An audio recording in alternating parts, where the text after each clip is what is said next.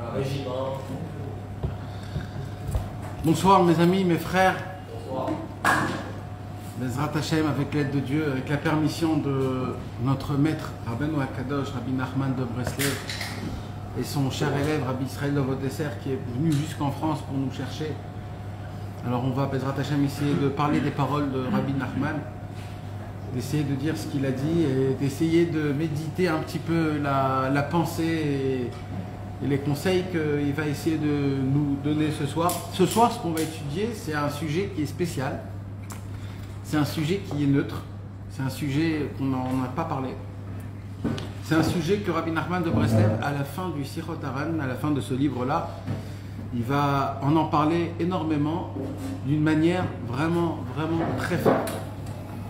Et comme Rabbi Nachman, il sait faire, il arrive avec ses paroles, de nous enlever petit à petit des choses qu'on croit qui sont importantes dans notre vie et qui sont vitales comme on peut le croire. Et à Kadosh Baruch Hu, en s'attachant à Hachem, on a la possibilité de pouvoir essayer de découvrir qu'en vérité je ne suis pas dépendant de ce que je crois que je suis dépendant. Avant que je commence la Sikha du Sichot Haran 239, on va faire une petite Akdama, Bezrat Hashem, et on va parler de choses très importantes et très sérieuses. D'accord ? Ce qu'on va parler ce soir, mes amis, il n'y a pas de conseils concrets ou alors quelque chose à faire concrètement. Ce soir, ça va être moins dans le concret, mais plus dans le raisonnement mental, comment un homme, il doit raisonner dans sa tête. Si on arrivera un petit peu à adapter cette vision que Rabbeinu il nous donne, il va nous éclaircir, on va en parler ce soir, ça va nous aider dans plein de sujets dans notre vie. Des fois là on a des difficultés ou des fois on a des questions qu'on se pose sur plein de choses dans notre vie, sur comment on avance, comment on évolue, qu'est-ce qu'on doit faire dans notre vie dans le futur, comment je peux être un homme meilleur, comment je peux être joyeux, comment je peux me contenter de moi-même, comment je peux me rapprocher un peu plus d'Hachem. Et ce raisonnement, Bezrat Hashem, on va l'étudier ensemble. Et c'est une petite sikha. Et je voudrais, avec votre permission, d'étudier avec vous, juste avant cette sikha du Sichot Haran, d'étudier avec vous un livre qui s'appelle le Sefer Alikutim. Est-ce que vous avez déjà entendu de ce livre? Non. Le Sefer Alikutim, c'est un livre qui appartient au Ari Akadosh, le Harizal. Rabbi Chaim Vital a écrit ce livre-là. Et il y a dans ce livre énormément de choses qui sont très cachées, des secrets, des connaissances qui sont écrites nulle part. Nulle part dans toute la Torah. On peut dire que c'est comme une Torah nouvelle, mamash, une nouvelle Torah mamash que le Harizal il arrive à dévoiler et à faire multiplier notre vision dans la Torah. Et avec ce qu'on va étudier aujourd'hui, on va étudier un passage dans la paracha de Toldot. Dans la paracha de Toldot, il y a là-bas l'histoire, si vous vous rappelez, où Rivka, elle appelle Yaakov Avinu au moment où Yaakov il est jeune. Et Rivka dit à Yaakov, tu sais Yaakov, Yitzhak, il veut bénir Esav. Mais il veut bénir Esav, pas parce que il veut bénir Esav. Parce qu'il croit que Esav, c'est lui le fils prodige, et pas toi. Parce que Esav, il a réussi à faire tromper. Il a réussi à faire tromper Yitzhak. Et Yitzhak a cru que, en fait, c'est Esav, lui, le bonhomme. Mais comme moi, elle dit Rivka, comme moi, je sais que c'est toi, Yaakov, le tzaddik, comme c'est toi le bonhomme. Donc, je vais te demander quelque chose de très difficile. Va voler les brachot à ton frère. Yaakov Avinu, il comprend ce qu'elle dit sa mère. Et Yaakov, il dit ok. Mais Yaakov, il a peur d'une chose. C'est quoi? Yaakov, il pose la question à Rivka, sa maman, en lui disant qu'est-ce qui se passe si Yitzhak découvre que c'est moi, Yaakov, et pas Esav? Il aurait pu, de la même façon qu'il m'a béni, il peut me maudire. Et s'il me maudit, c'est fini. Donc, qu'est-ce que je fais si Chas Veshalom, il me maudit il y a Yitzhak. Et là, Rivka, elle dit une parole très très forte. Là, Rivka lui dit, Alaï qu'il est la tra béni. Si Chas Veshalom, Yitzhak te maudit, ça sera sur moi. Je le prends complètement sur moi. Sur ce mot-là, sur ce pasouk, Alaï qu'il est la tra béni, le Harizal va nous dévoiler des secrets exceptionnels. Alors, le Harizal, il commence à dire de cette manière-là. Écoutez, mes amis, c'est des choses très importantes. Jusqu'à maintenant, on croit qu'on est des personnes toutes petites. On croit qu'on est des faibles. On croit qu'on est des nuls. Je parle dans le service divin, dans l'attachement envers Hachem. On croit qu'on est des rikiki. On croit que malheureusement, on n'avance pas, on n'est pas assez fort, c'est compliqué dehors, on a le monde dans la poche, tout est facile, on peut tout faire très vite, on peut tout obtenir tout de suite. Parce qu'à l'époque, ça n'existait pas un truc pareil. À l'époque, pour se procurer quelque chose de tout petit, même ça prenait des mois et des semaines, et des fois même ça valait pas la peine. Aujourd'hui, tu peux prendre d'internet de Chine et ça arrive chez toi en 2 semaines, tout est très vite, tu peux prendre tout, tu es le patron de tout. Le Yetzer Hara, en fait, il te donne, dans ce monde-ci, il te fait montrer, il te fait prouver que tu es le patron. Tu es le patron.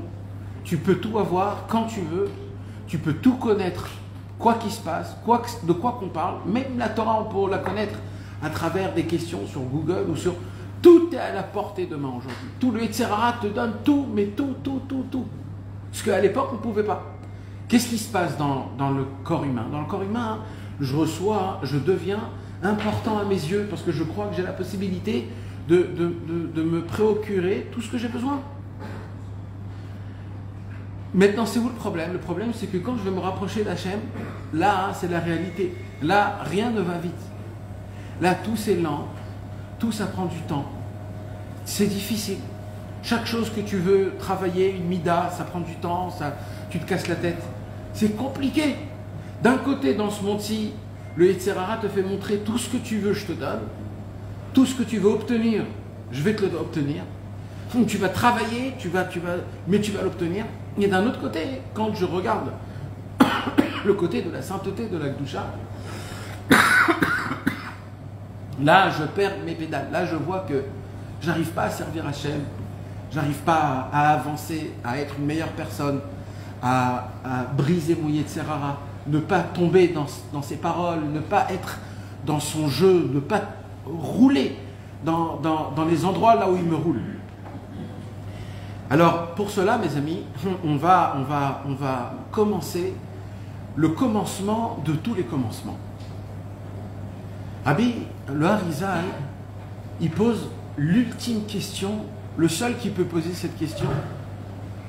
Pourquoi Dieu créa le monde?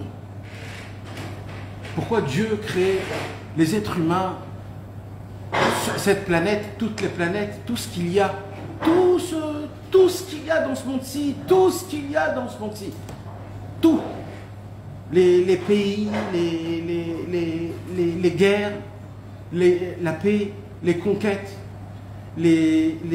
l'actualité, tout ce qui se passe dans le monde, toutes les histoires qu'il y a dans le monde. C'est pourquoi tout ça? C'est quoi le but? Est-ce qu'il y a un but spécial? Est-ce que c'est quoi? C'est juste une envie que Dieu il a voulu? C'est quoi exactement? Le Harizal, il nous apprend, il nous dit, pour répondre à cette question-là, il faut qu'on meure et qu'après qu'on va mourir, on pourra comprendre la réponse. Donc on ne peut pas avoir une réponse à ça. Il dit, mais moi, je vais essayer quand même de vous donner une réponse qui n'est pas à 100%, mais c'est quand même une réponse pour nous apaiser notre esprit. Il dit le Harizal, Akadosh Baruch Hu, il a en lui on ne peut pas dire des qualités, mais il a en lui des forces, comme par exemple la pitié, la miséricorde, la bonté. Et ces qualités-là, si tu ne les utilises pas avec quelqu'un, alors c'est des qualités qu'on ne peut pas découvrir jusqu'à où la personne elle est bien, où elle est miséricordieux. On dit sur quelqu'un, cet homme-là, il a de la miséricorde. Ok, je le crois. Mais Akadosh Baruch Hu, il veut nous faire montrer à nous, êtres humains, jusqu'à où il est miséricordieux, jusqu'à où va sa bonté, jusqu'à où sa gentillesse elle est. Pour cela, il faut que Akadosh Baruch Hu crée un monde très très mal, très mauvais, très pas bien, avec des personnes qui font des choses très graves, très mauvaises, avec pas de la moralité, pas de noblesse, pas d'humilité, beaucoup d'ego personnel, beaucoup de mauvais caractère. Et à travers tout ce tohu vavohu là, à travers tout cette shekshuka, Akadosh Baruch Hu va venir et va nous faire montrer à chacun de nous tous, petit à petit, chacun dans son combien il est bon, combien il est miséricordieux, combien il est là pour nous, malgré que les lois lui interdisent. Alors au commencement du monde, mes amis, quand Akadosh Baruch Hu a créé le monde, il faut savoir une chose, le monde était complètement mekulkal. Vous savez ce que c'est mekulkal? Mekulkal, c'est pourri. Le monde était pourri. Vous savez, apparemment, quand on fait quelque chose, on le fait parfaitement. Quand tu t'achètes un habit, l'habit, quand tu t'achètes, il est super bien. Il te donne de l'honneur. Il te respecte cet habit. Il est propre, il est beau, il est tout neuf. Tu as un plaisir de mettre cet habit. Maintenant, cet habit-là, aujourd'hui tu l'as mis, tu es content. Mais demain, après-demain, après-demain, dans un mois, dans un an, cet habit n'a plus d'importance. D'accord? C'est comme ça chez l'être humain. Chez Akadosh Baruch Hu, c'est pas comme ça. Chez Akadosh Baruch Hu, au tout début, quand il a créé ce monde, le monde neuf, parfait, c'était un monde qui était rempli de problèmes, rempli de pourrissements et de mauvaises choses. D'ailleurs, qu'est-ce qui s'est passé? Adam Arishon, à peine il a été créé, tout de suite il a fauté de l'arbre de la connaissance. Comment c'est possible? À peine 2-3 heures le monde est créé, 2-3 heures Adam Arishon a été créé, tout de suite il flanche, il tombe. Tous les commentateurs de la Torah nous expliquent que Adam Arishon était presque obligé de tomber. Parce qu'avec tout ce qu'il y avait autour, avec Rava, avec le serpent, c'était des choses qu'on ne peut pas comprendre.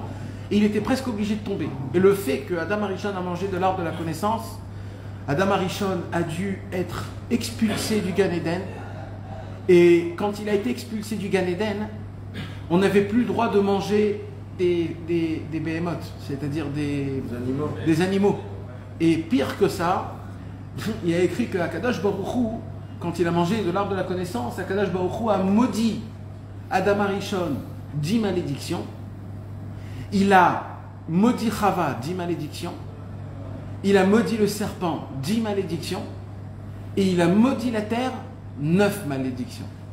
Ça fait en tout 39. C'est la racine des 39 travaux de Shabbat. Pourquoi on doit travailler?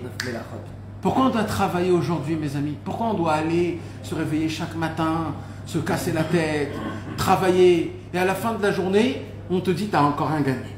C'est quoi? Pourquoi je dois me fatiguer comme ça? C'est quoi cette fatigue?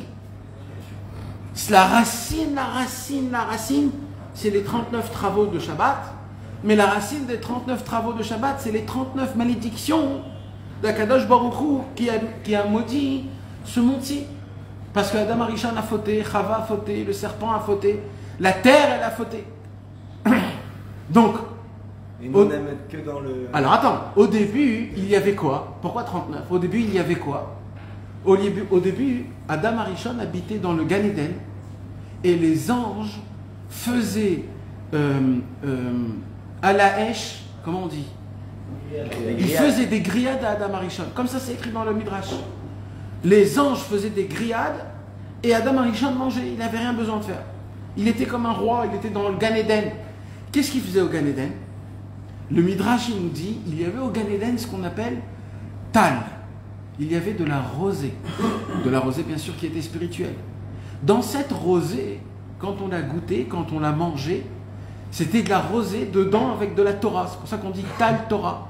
C'était de la rosée de la Torah. Tu mangeais cette rosée, tu buvais cette rosée et tu donnais du manger spirituel à tout ton corps.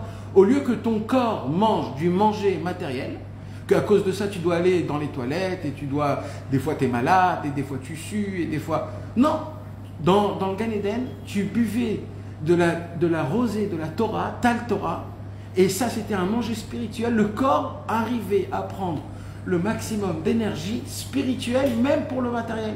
On n'avait pas besoin de manger, ni de boire, ni de rien faire.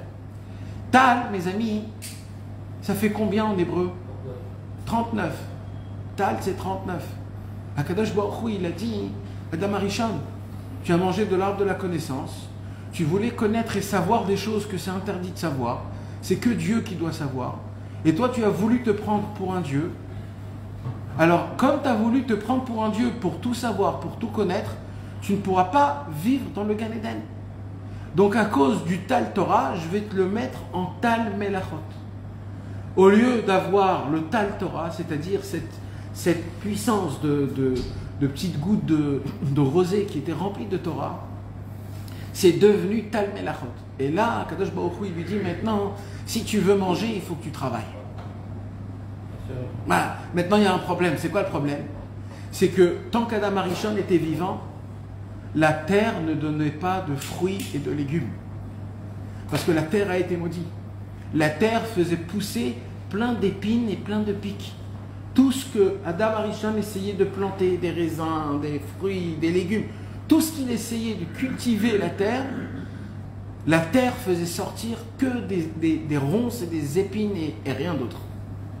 Et Adam Arishon se retrouve à manger pendant 1000 ans de sa vie des fleurs qui ont des ronces et des épines. Pour quelle raison? Pour la raison pour laquelle il a mangé l'arbre de la connaissance, pour réparer le fait qu'il a mangé avec sa bouche de l'arbre de la connaissance. Pendant 1000 ans, il va manger des fleurs avec des ronces et des épines qui vont lui faire mal dans la bouche, qui vont lui faire mal dans le ventre, et ainsi de suite, et ainsi de suite. Il ne savait pas qu'il y avait autre chose, il n'y avait que ça qu'il connaissait. Mais vous savez, mes amis, après qu'Adam Arishon est mort, alors le monde est devenu un peu mieux.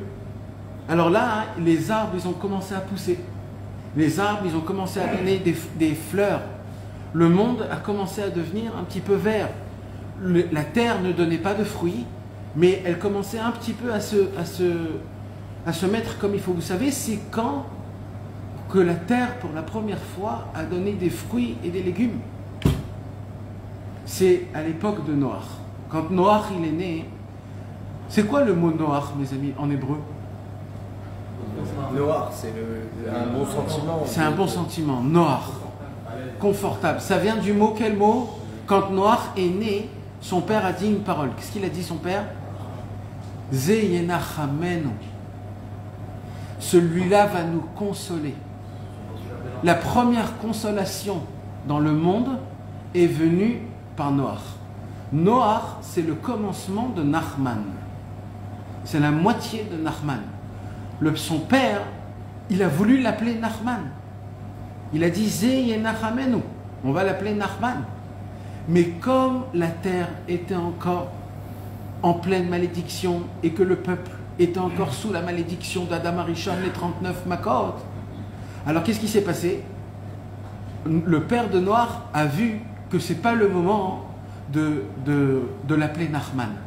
Alors il a dit, je vais l'appeler que Noach. Et c'est quand qu'on va... Et on va attendre qu'il y a la manne qui descend en Égypte.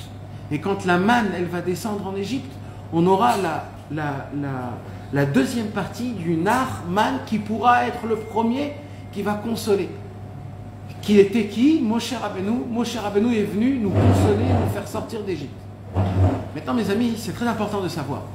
Le monde était, comme ça s'écrit, le monde jusqu'à Abraham Avinu était dans le Tohu Vavohu. Ça veut dire que ce monde, pendant 2000 ans, le monde, pendant 2000 ans, était complètement à la faillite totale. C'est quoi une faillite, mes amis? Comment on peut appeler le monde d'une faillite?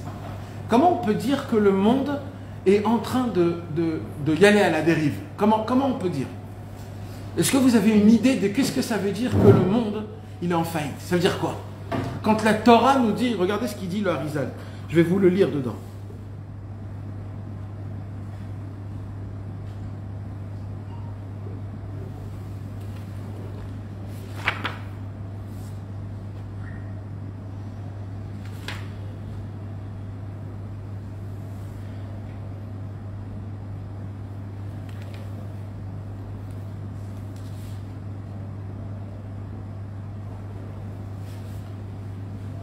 Koach haklipa ita goveret. La force du mal, depuis que Adam Arishon a mangé de l'arbre de la connaissance, les forces du mal ont reçu énormément de force. Ils ont commencé à grandir et à épaissir et à grandir, à évoluer, à se multiplier sans fin, chaque seconde. Elle faisait qu'une seule chose. Quoi?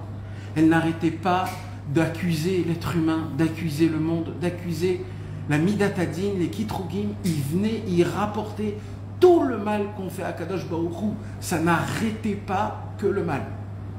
Il y avait un œil, et cet œil-là, il faisait une seule chose. Il n'arrêtait pas de nous juger du mauvais côté. Et vous savez ce qui se passe quand on est jugé du mauvais côté? Malheureusement, la vérité se passe comme elle se passe. C'est qu'on n'a pas la possibilité, Chas Veshalom, en haut dans le ciel, de nous voir du bon côté, parce que tout dépend de comment on nous regarde en bas. Donc en fait, le monde allait dans la dérive, réellement.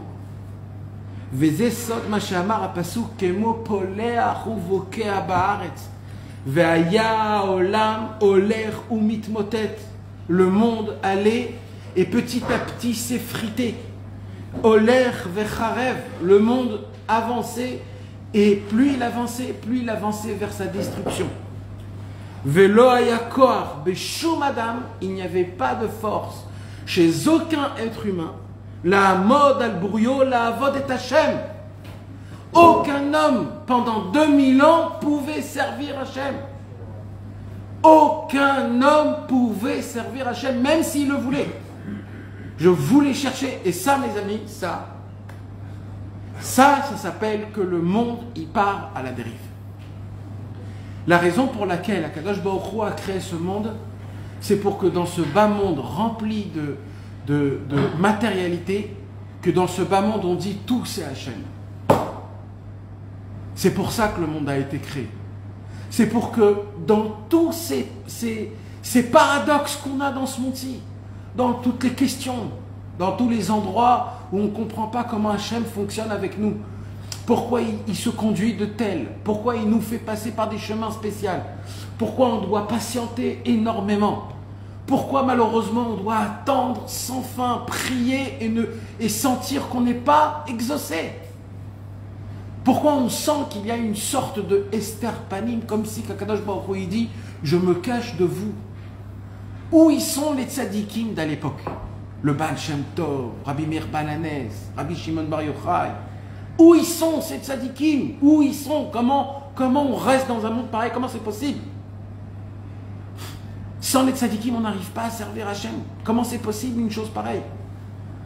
Eh bien mes amis, quand un homme, malgré tout cela, il ferme les yeux, il dit Hachem Itbarach, mon Dieu le Tout-Puissant, malgré que c'est tout compliqué, je mets ma confiance en toi totale sans comprendre. J'ai plein de questions contre toi, je ne te comprends pas. J'arrive pas à voir comment tu fonctionnes. Ma vie, elle tourne en rond, je ne vois pas une réussite nulle part. Mais une chose, je sais, une chose. Toute ma vie, je serai avec toi. Jamais je bougerai de toi. Je sais que c'est toi la racine et le mécor, la source du bon, de ce qu'on peut appeler le tov. C'est toi, tout ce que tu fais bien. Je ne le vois pas avec mes yeux, mais je sais que c'est vrai. Mais aide-moi à tenir. Aide-moi à être un guerrier. Aide-moi à marcher avec la tête haute. De marcher avec un sourire. De ne pas avoir peur de personne. Moi tout seul, je ne peux pas, Hachem. Toi, tu es obligé de venir m'aider dans ce bas monde et de garder ma émouna avec toutes les questions que j'ai. Akadosh Baruch Hu, il dit, c'est ça la raison pour laquelle j'ai créé le monde. J'ai créé un monde, en hébreu on appelle ça un mavor. Vous savez ce que c'est un mavor? Un labyrinthe. Un labyrinthe mental. Un labyrinthe qui est dans ton cœur. Tu sais jamais si ce que tu fais, c'est ça qu'il faut faire. Tu sais, toujours tu vas te poser des questions après que tu as fait quelque chose, si c'était ça la bonne chose à faire ou pas. Toujours tu vas te dire, peut-être je vais faire autre chose, peut-être je fais quelque chose de mal, peut-être... Et on n'arrive jamais à être joyeux. On n'arrive pas à regarder les miracles qu'Akadosh Baruch Hu nous donne. On regarde que les mauvaises choses qu'Akadosh Baruch Hu nous fait. On n'arrive pas à être joyeux. On n'arrive pas à se contenter des petites choses qu'on a. On n'arrive pas à chanter, à danser.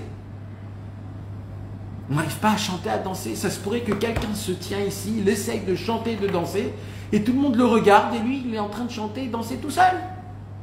Normalement, dès que quelqu'un il chante, il danse, on doit sauter et chanter avec lui. Qu'est-ce qui se fait que malheureusement on est là, lourd comme le monde, où on ne peut pas bouger, on sent qu'on est fatigué du monde? C'est le fait que j'ai perdu espoir, pas en Hachem, en moi. Je ne connais pas qui je suis, je ne sais pas d'où je viens, et je ne sais pas ce que j'ai dans mon cœur, ma neshama, dans mon cerveau. Je ne sais pas qui se tient devant moi, et je ne sais pas qui marche devant moi. Qui marche devant moi? Rabbi Nachman de Breslev, il a dit... Qu'est-ce qu'il a dit? C'est quoi la parole qu'il a dit? Ani oler lifnechem. Rabbi Nachman a dit, je marche devant vous, sachez, devant chacun de vous. Je marche devant vous. Et qu'est-ce que je fais? Qu'est-ce que je fais? Il dit Rabbi Nachman. Il dit Rabbi Nachman, n'apprenez pas de moi. Parce que moi, je n'ai pas une figure qui est souriante. Alors vous allez croire que je suis triste. Il dit Rabbi Nachman, mais je ne suis pas triste. Il dit, si je suis sérieux et qu'on ne voit pas une figure rayonnante, c'est parce que je suis occupé, jour et nuit, de créer des chemins pour vous, de vous balayer le chemin pour que le tapis rouge y soit parfait. Aujourd'hui, ils ont fait montrer à la télévision comment ils sont en train de laver le tapis rouge, que Biden va marcher dessus. Tout de suite, je me suis dit, Rabbeinu, il a dit, le plus petit de mes hommes va marcher dans le chemin des plus grands des tzadikim. Pourquoi? Non, parce que nous, on connaît la vérité. Vous savez, c'est quoi la vérité? C'est que ce monde-ci, on n'est pas tombé, on sait que ce monde-ci, il essaye de nous avaler en nous faisant croire qu'on va kiffer. Et on est en haut dans le ciel chez Hachem, rempli de questions, rempli de points d'interrogatif, en manquant toute spiritualité, mais quand même, je lève mes yeux au ciel et je dis à Hachem, j'ai encore espoir qu'un jour tu viendras, tu me prendras par la main et je marcherai tête à tête avec toi et je serai un juif droit, qui ne ment pas, qui est propre, qui est réjouissant, qui est lumineux, qui est rempli d'espoir, qui est rempli de pétillance, qui a de l'énergie en lui-même, qui a du chashmal, comment on dit, de l'électricité, un mec vivant, pas pavadé comme on est ici, fatigué de la journée, fatigué de tout ce qui se passe. Rabbeinu, il a dit, rapprochez pas les vieux, rapprochez les jeunes. Moi j'ai besoin des jeunes, moi j'ai besoin des gens, pas qui me disent je suis fatigué, je suis au lit. Moi je veux des gens que quand on leur propose le chemin, le passeport pour l'espoir, qu'ils soient prêts à prendre ce passeport et à partir et à voyager. Rabbeinu Akadosh, il dit, ça c'est la raison essentielle pour laquelle Dieu il a créé le monde. Tout pour la Emouna, tout pour la foi envers Hachem. Et plus tu enlèves ta foi envers ce monde, tu enlèves ta foi de l'argent, tu enlèves ta foi envers l'état avot. Parce qu'on a foi dans l'état avot. On a la Emouna que quand on va faire nos ta'avot, on va être joyeux.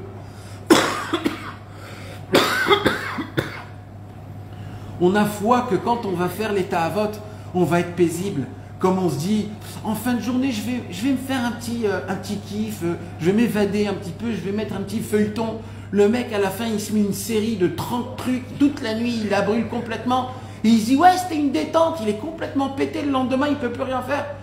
Mes amis, toute notre vie, elle tombe de cette manière. C'est pas comme ça, mais c'est des manières qui sont autres. Mais malheureusement, on se roule. Des fois, malheureusement, c'est dur de nous dire la vérité soi-même. On a besoin des tzadikim qui viennent. Et vous savez ce qui s'est passé?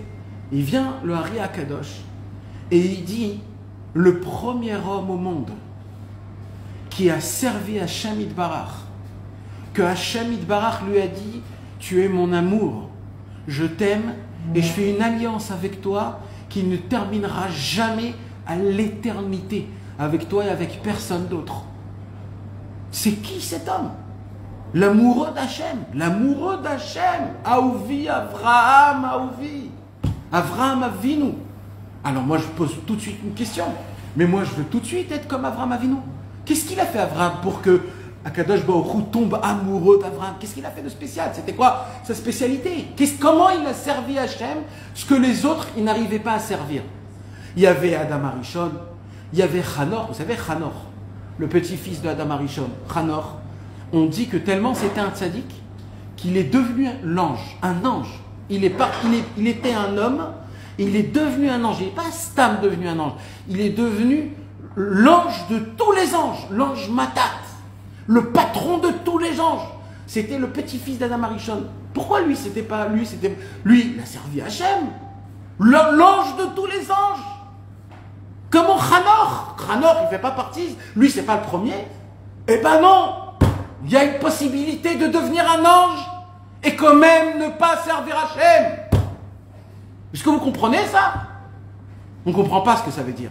Tu peux voir un ange dehors, un ange. C'est quoi un ange? Comment tu vois un ange dehors? Comment on voit un ange? Comment on peut voir un ange? Comment tu peux dire cet homme-là c'est un ange? Quand cette personne-là, elle est parfaite dans tous les niveaux. Elle est gentille, elle est anav, elle fait de la tzedaka, elle te parle doucement, il sert à Kadosh Baruch Hu, il prie avec ferveur, il va savoir ce qu'il fait, il parle avec Eliyahu Navi ou avec des dans le ciel, je ne sais pas.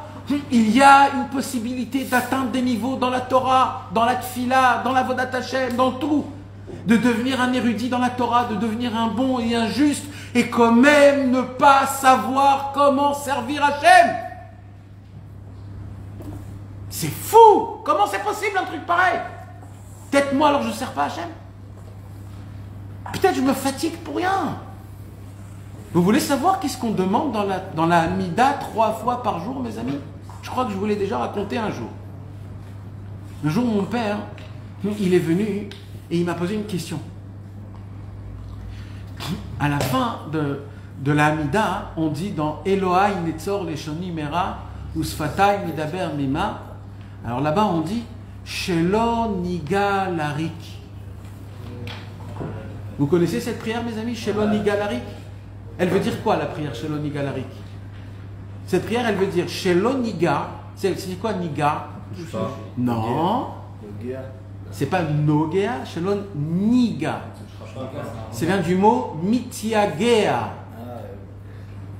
Se fatiguer. On demande 3 fois par jour à Hachem qu'on ne se fatigue pas pour rien. Shelo Niga Larik. Qu'on ne se fatigue jamais pour rien. Mon père est venu, il m'a dit comment tu comprends ça? Je lui dis tout simplement. C'est la plus belle prière qu'on peut demander. C'est que là où tu te fatigues, tu vois des fruits, que ce ne soit pas pour rien. Il m'a dit ouais, mais approfondis un peu plus. Viens, on explique ça spirituellement. Est-ce que c'est possible, spirituellement, mes amis, qu'un homme se fatigue et c'est pour rien dans la Vodat Hashem? Non. Nous, on nous a appris depuis tout petit que spirituellement, même quand un homme se trompe, mais lui il croit qu'il fait bien, dans le ciel c'est fait bien, il n'y a rien. Alors comment spirituellement cette prière elle fonctionne? Qu'on ne se fatigue pas pour rien. Mes amis, c'est ça ce que je suis en train de vous parler, c'est le cœur du judaïsme. C'est pas des paroles stam, un cours de Torah. Là, je vous parle le concentré de tout ce qu'un juif il doit connaître. C'est les bases de la Vodat Hashem. Comment on peut se fatiguer et ça devient pour rien? Dans la Vodat Hashem, le monsieur, il se lève ratzot, c'est dur pour lui, il va faire Ibodé doute, il va aller au mikvé, prier 3 prières dans Béminyan, il va mettre Rashi Rabbeinu Tam, c'est dur, il le fait. Il va s'asseoir, il va étudier avec son ami 1 heure par jour, Et à la fin, on lui dit « Boker Tov ». Jusqu'à maintenant, tu étais en train de dormir, tu étais en train de rêver, mon frère. Voilà. Mais c'est pas possible. Mais je me suis battu, c'était dur. Comment c'est possible?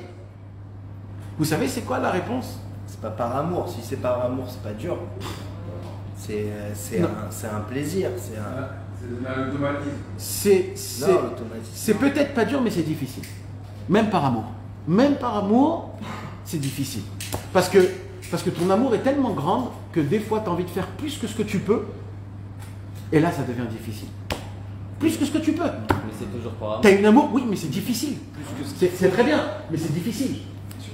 Ça veut dire, c'est peut-être pas dur, mais il y a des difficultés, tu comprends? C'est difficile. Quand il y a des moments où c'est difficile, même si c'est par amour. Alors vous voulez savoir, mes amis, vous voulez connaître c'est quoi qui fait en sorte qu'un homme, il s'appelle un serviteur d'Hachem? C'est pas en accumulant des connaissances, ou en accumulant des actions, ou en accumulant des expériences dans le service divin. C'est pas ça. C'est quoi? Vous voulez savoir c'est quoi? Abraham Avinu, mes amis, Abraham Avinu, il est sorti dehors et il a dit: je ne comprends pas ce qui se passe. Qui gère le monde? Vous croyez qu'Abraham Avinu ne savait pas c'était qui Hachem? Puisque Abraham Avinu était l'élève de Shem et Ever. Shem et Ever, il y avait une yeshiva, ils étudiaient la Torah. Quoi, Abraham ne connaissait pas Shem et Ever? Bien sûr qu'il connaissait Shem et Ever. Comment il ne connaissait pas Hachem? Il connaissait Hachem. Mais Abraham Avinu, il a dit une chose. Il a dit: moi je ne veux pas juste connaître Akadosh Baruch Hu. Moi je veux le croire au plus profond de mon cœur. Je veux le ressentir. Je veux que tout ce que je fasse, c'est en reconnaissance que Akadosh Baruch Hu, il est là. Et plus que ça, c'est en sachant que tout ce que je fais, c'est lui qui le fait, pas moi. Ça, les autres ne le savaient pas. Les autres, quand eux, ils faisaient, ils croyaient que c'était eux qui faisaient. Abraham Avinu, il a dit: moi, j'ai compris que même ce que je fais, c'est pas moi qui le fais. Tout ce qui se passe dans ce monde, tout, c'est la volonté d'Hachem. J'ai qu'un seul travail à faire, il dit Abraham Avinu. C'est quoi? C'est d'accepter ce qui se passe. Et de prier Hachem quand je sens qu'il faut que je prie, ou quand je souffre, de lui demander avec toute sa miséricorde que malgré tout, tu es là et tu dois m'écouter. Et à Kadosh Baruch Hu, quand on lui parle de cette manière-là, il dit: mais c'est toute la raison pour laquelle j'ai créé le monde. Pour faire montrer combien j'ai de la pitié et de la miséricorde. J'ai créé des lois dans le monde et je les change rien que parce que tu me les as demandées. C'est une pitié énorme. Alors, mes amis, vous savez, c'est quand que le monde a commencé à devenir un peu meilleur. Il a commencé pour la première fois, le monde, à devenir mieux. Un petit peu à se réparer. C'est quand Abraham Avinu a pollué le monde de la Emouna. Quand Abraham Avinu a parlé dans le monde qu'il y a un Hachem, et Hachem, c'est quelque chose qu'on ne le comprend pas dans le cerveau, mais qu'on est obligé de jeter le cerveau pour attraper Hachem. On ne peut pas attraper Hachem avec le cerveau. On ne peut pas comprendre Akadosh Baruch Hu, ni lui, ni ce qu'il fait. Mais on peut une chose faire, s'annuler et se soumettre à lui. Et de dire: Odou l'Adonai Kitov, Ki Leolam Chasdo. Le monde d'Akadosh Baruch Hu, c'est Chasdo. C'est du bon, c'est du bien. Maintenant, moi, je ne le vois pas. C'est parce que moi, je suis un rustre. Moi, j'aime les ta'avot. Moi, j'aime les bagnoles. Moi, j'aime tout le reste. Donc, malheureusement, je ne comprends pas ce que c'est la spiritualité. Mais je m'appuie sur des tzadikim qui nous apprennent. Et après, Abraham Avinu, le pauvre, il n'arrivait pas à réparer le monde parfaitement. Pourquoi? Parce qu'Abraham Avinu, il était trop bon. Trop bon. Il était trop chesed. Il n'y avait pas de barrière. Il disait à tout le monde: venez, faites ce que vous voulez. L'essentiel, il y avait trop de chesed. Alors, c'est pour cela que Abraham Avinu a eu 2 enfants. Il a eu Yitzhak et il a eu Ishmaël. Ishmaël, c'était le côté encore mal qui restait de ce monde-ci. Il n'était pas parfait, ce monde. Alors, qu'est-ce qui s'est passé? Yitzhak, qui est sorti d'Abraham Avinu, qui s'est encore plus modifié. Dans le chesed, il a mis la gvura, Yitzhak. Il a mis la rigueur. Il a pris le bien. Il a dit: dans le bien, on va mettre des barrières pour qu'il y ait des règles. Et Yitzhak, il a pu réparer ce monde encore un peu plus. Mais pas parfaitement. Et il a eu qui? Il a eu Yaakov et Esav. Mais vous savez, c'est qui a perfectionné, complémentarité le monde? Yaakov Avinu, avec les 12 tribus. Yaakov Avinu a fait, c'est pour cela que Yaakov Avinu, il s'appelle Israël, il a fait la réparation du monde en entier. Maintenant, écoutez bien ce que je vais vous dire là.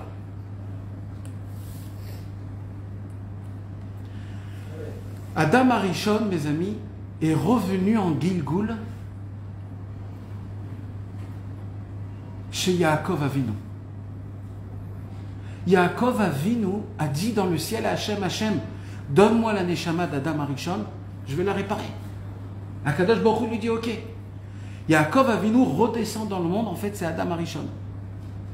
N'achon ou pas? Maintenant on a dit qu'est-ce qui s'est passé?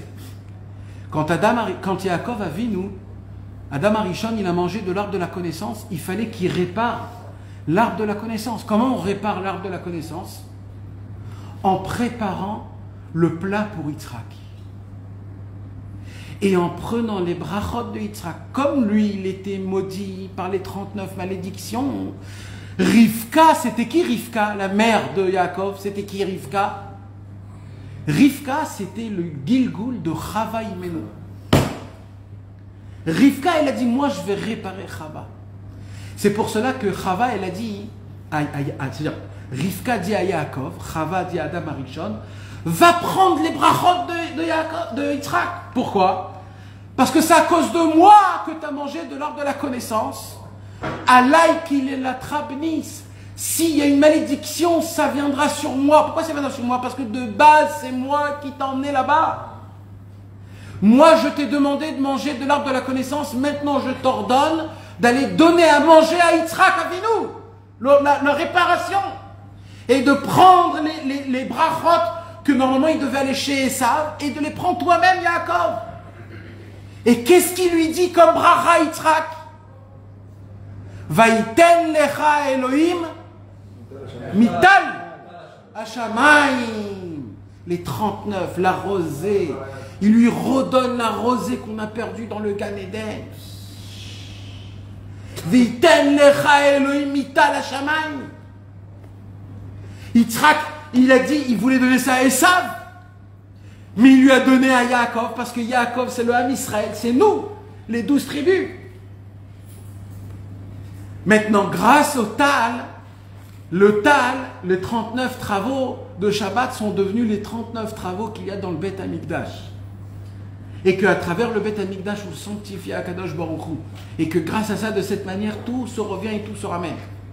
Et comme ça, Yaakov Avinu a commencé le premier chemin de la réparation de tout ce qui va se passer.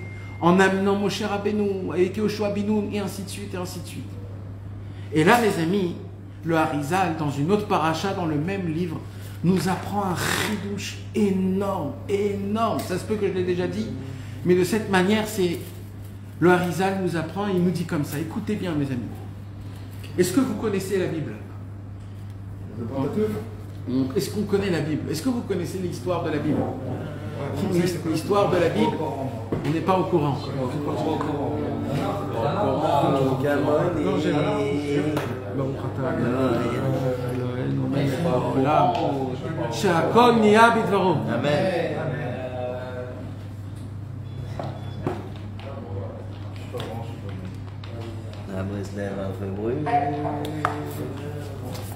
Dans Parashat Vaetranan du Sefer Alikoutim,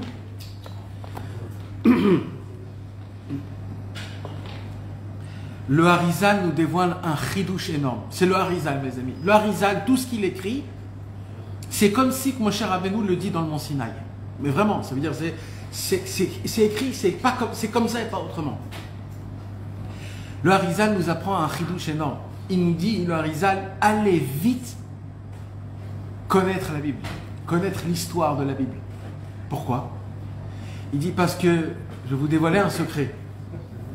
Le secret, c'est que tout ce qui est écrit dans la Bible, depuis le début jusqu'à la fin, depuis Bereshit, jusqu'à la fin de tous les livres d'Ivrei Hayamim, toute l'histoire, les prophètes, nos patriarches, Yaakov Avinu, Moshe Rabbeinu, Betzalel, Balak, Bilam, toute l'histoire qui s'est passée. C'est une histoire qui s'est passée dans un contenant de temps une fois et qui se répète, et qui se répète, et qui se répète, et qui se répète, mais à travers nous.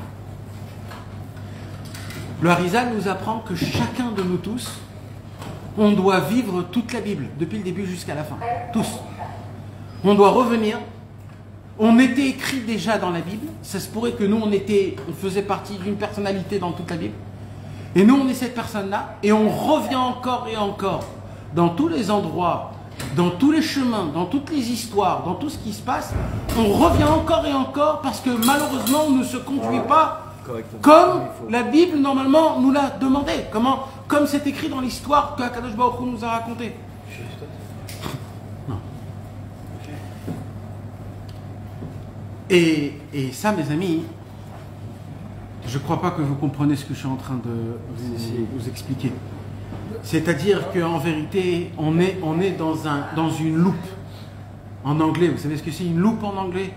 C'est un rond qui se relie et qui se reprend et qui se relie et qui se reprend encore et encore. Et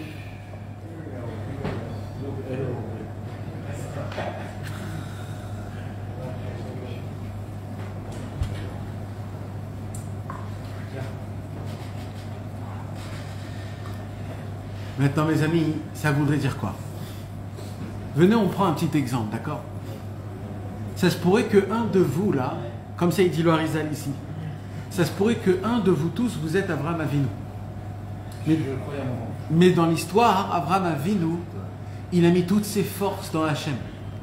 Il a combattu la logique. Il est allé contre le monde.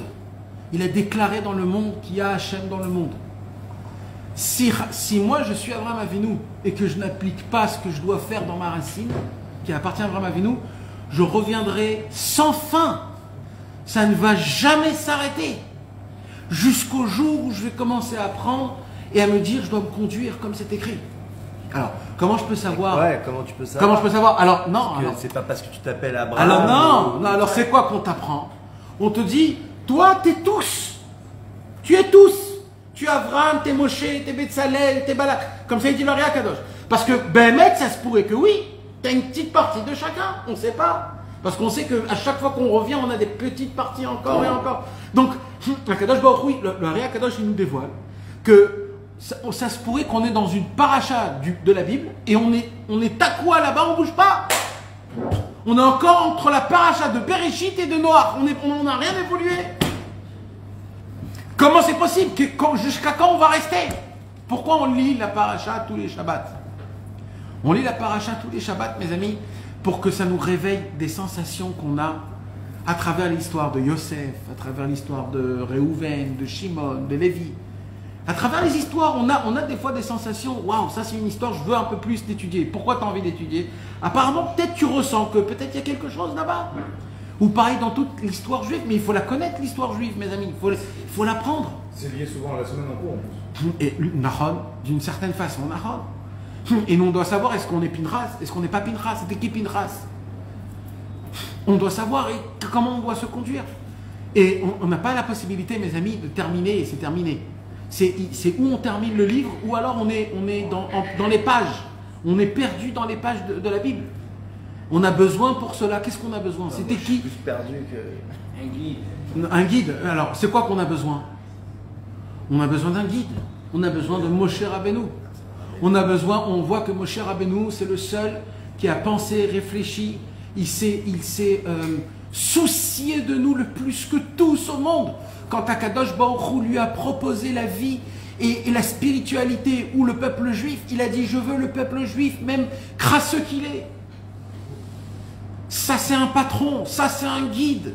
Un guide c'est quelqu'un qui nous tient la main et qui dit quoi qu'il se passe, je vais avec vous dans l'enfer ou là où il faut. Mais vous savez c'est quoi le problème, mes amis?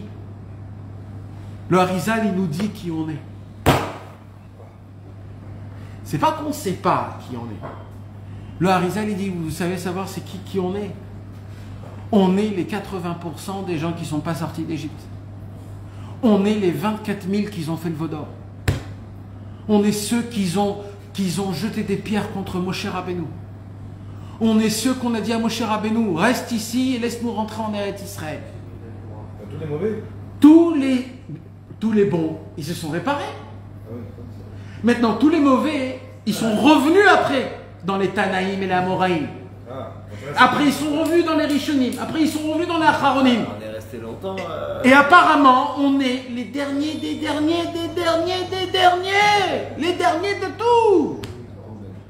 On est la catastrophe de la catastrophe de la catastrophe de la catastrophe. Déjà ça, j'ai quelque chose. Ça, c'était dans son point qui disait. Attendez, je vais pas terminer. Il faut pas que vous arrêtez parce qu'il faut que je continue. Pour réaliser la réparation. J'arrive tout de suite. Laissez-moi juste terminer. Est-ce que vous comprenez? On est des redoublés de classe, pas qu'une seule fois. Pendant des générations, on redouble CP. Des générations. Naham. Alors écoutez comment c'est beau Rabbi Nachman. Écoutez comment c'est beau Rabbi Nachman. Écoutez comment Rabbi Nachman c'est la consolation telle qu'elle. Il dit Rabbi Nachman de Breslev, si donc nous, on est ceux qui n'ont pas compris la première fois, ceux qui n'ont pas compris la deuxième fois, ceux qui n'ont pas compris la troisième fois, ceux qui n'ont pas compris la quatrième fois, et ainsi de suite, et ainsi de suite. Moshe Rabbeinu, il est revenu une autre fois dans ce monde-ci. C'est le Harizal qui dit 5 fois. Da, qui bat Moshe Besod Ibour. Moshe Rabbeinu redescend dans ce monde comme quand une femme elle a un enfant dans le ventre. Ça s'appelle une femme enceinte. Ah, mais comment on dit un embryon. Ça veut dire Moshe Rabbeinu, de la même façon qu'une femme elle est enceinte et qu'elle a un bébé en elle, Moshe Rabbeinu descend dans un tzaddik et il se met en lui complètement. Il fait rentrer sa neshama comme un bébé enfanté. Moshe Rabbeinu est descendu en première fois et en deuxième fois, quand il est descendu en deuxième fois, c'est quand que le nouveau cycle de la Bible a recommencé. À l'époque de Rabbi Shimon Bar Yochai. À l'époque de Rabbi Shimon Bar Yochai, on a fermé un cycle de toute la Bible où toutes les personnes, ils sont tous venus, tous les 600 000 âmes, et tous, il y en a qui ont été réparés, il y en a moins, il n'y en a pas du tout, ils sont tous revenus. Et là, le guide messianique, le guide le plus grand et l'ultime, comme Moshe Rabbeinu, c'était Rabbi Shimon Bar Yochai, qui était la neshama de Moshe Rabbeinu. Mais malheureusement, mes amis, on s'est rapproché. Le Zohar a fait qu'on a connu Akadosh Baruch Hu un peu plus, mais pas assez. Et ainsi de suite, c'est revenu et ça s'est répété, c'est venu et ça s'est répété.